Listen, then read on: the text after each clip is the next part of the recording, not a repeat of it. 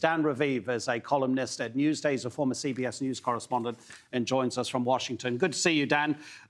Could this have gone any worse? I mean, both sides are calling each other the aggressor. Great to be with you, Adnan. It's amazing. The same set of facts, two entirely different narratives. The West, including the United States, saying that Russia is threatening Ukraine and thus threatening the stability of Europe. But as you heard, Russia's deputy defense minister has that other view, which is President Vladimir Putin's view, obviously, that it's NATO, the Western alliance, that threatens Russia by continuing to bring in more members. That was a specific and open demand by the Russians in these talks in Brussels, that the NATO alliance stop admitting more countries, as though 30 is enough, including former parts of the Soviet Union, Estonia, Latvia, and Lithuania. That's why Russia says it is concerned. Adnan? So where do they go from here? I can't see it, because after the Monday meeting between the Americans and the Russians, there was an offer to continue talking. The Russians said, you know what, let's wait until the end of the week because there's another meeting on Thursday and then we'll decide. And the same seems to have happened today. They're saying, yeah, maybe we'll talk, maybe we won't.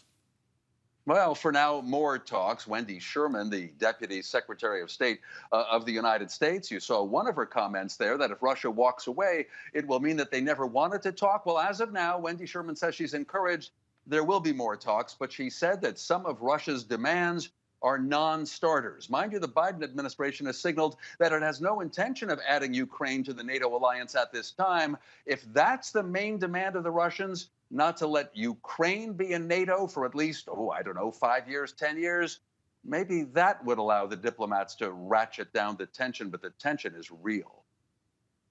OK, just a point about that philosophy there expressed by Alexander Grushko, because Sergei Lavrov, the Russian foreign minister, has said that after the fall of the Warsaw Pact, in other words, the end of the Iron Curtain, these countries in Eastern Europe, he's called them territories which were orphaned by the collapse.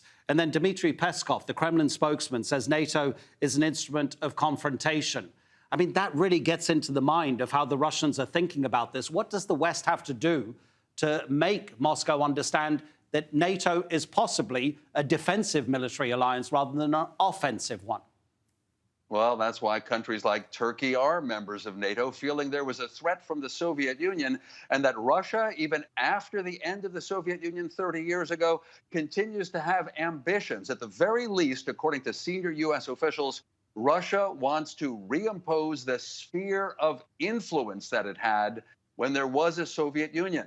The United States is firmly saying it's not going to allow that, saying the spheres of influence were a recipe for war and conflict. President Biden takes this very seriously. He used to be head of the Senate Foreign Relations Committee, and he knows that the American people are looking to him, President Biden, to be tough on this, because Biden, of course, has political difficulties here at home. Yeah, absolutely. Dan, what do you make of the analysis that, and President Biden would never admit this in public, but people are saying that actually, you know what, when the hard, cold facts are considered, Ukraine is probably an afterthought for President Biden, because his big thing at the moment is how to counter the rise of China.